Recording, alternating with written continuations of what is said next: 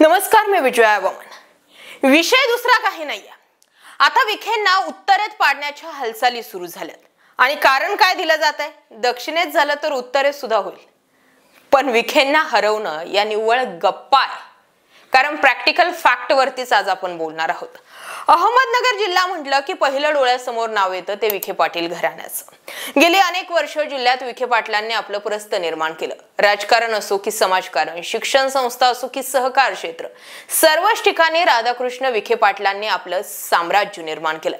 परंतु त्यांच्या या बालेकिल्ल्याला राजकीय धक्का मिळाला, तो गेल्या लोकसभेत। नगर आणि शिर्डीची जागा गमावल्यानं विखे पाटलांच्या वर्चस्वाला या ठिकाणी आव्हान देण्यात आलं। सुजय विखे पाटलांच्या धक्कादायक पराभवानंतर आता शिर्डीतून राधाकृष्ण विखेंनाही जाम करण्याची रणनीती महाविकास आघाडीकडून आखली जाते आणि त्यासाठीच भाजपमधीलच एक गट ऍक्टिव्ह झालाय, जो बाळासाहेब थोरातांना इकडे मदत करतोय।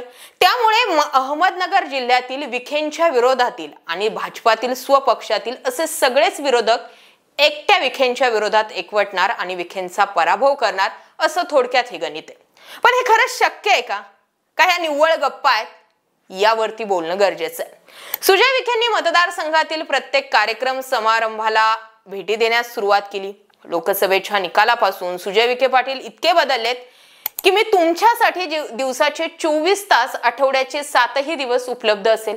तुमचा वाढदिवस असेल तर त्या वाढदिवसाला मी हजर असेन। सुजय विखेंपर्यंत सामान्य माणूस पोहोचू शकत नाही, ते मतदारसंघातील लोकांना वेळ देत नाही, ते फोन उचलत नाही, अशा तक्रारी गेल्या लोकसभा निवडणुकीत झाल्या आणि त्यानंतर विखे पॅटर्नच बदलला। याच कारणांमुळे त्यांचा लोकसभेमध्ये पराभव झाल्याचं विश्लेषण अनेकांनी केलं होतं, त्यातीलच मी सुद्धा होते।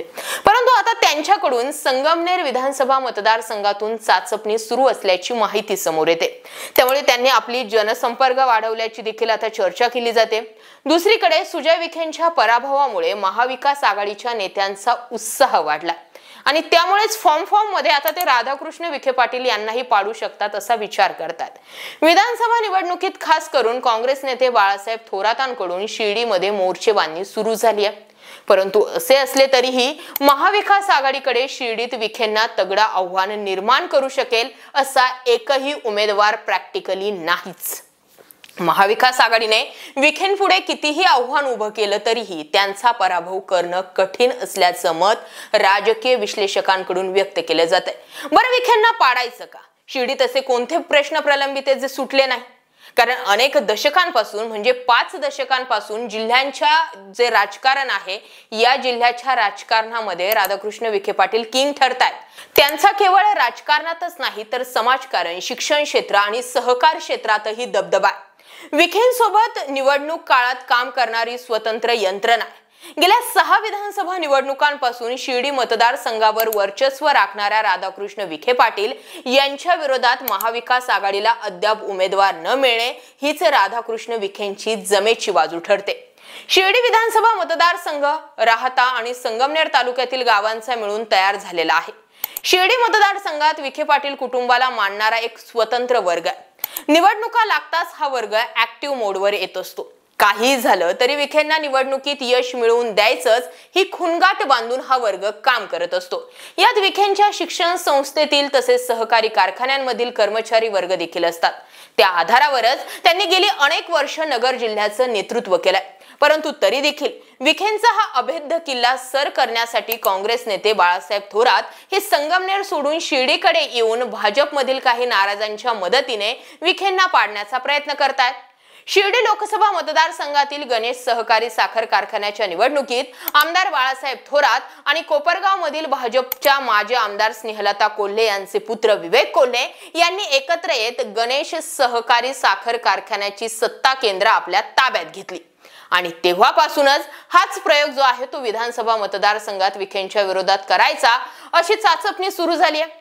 शिर्डीचा गड काबीज करण्यासाठी थोरात यांनी मंत्री विखे यांच्या विरोधकांची मोठ बांधण्यास सुरुवात केली आहे।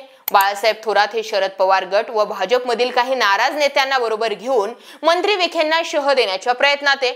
यापूर्वीच्या निवडणुकीतही सर्वच पक्ष एकत्र आले होते, मात्र विरोधकांचा एकसंधपणा टिकला नाही आणि विखेंनी आपली सद्दी शाबूत ठेवली होती। राधाकृष्ण विखे यांनी शिर्डी विधानसभा मतदारसंघात केलेली विकास कामे, देशात शिर्डीची निर्माण केलेली एक वेगळी ओळख, आपल्या कारखान्यांच्या माध्यमातून स्थानिकांना रोजगाराची संधी उपलब्ध करून दिली आहे।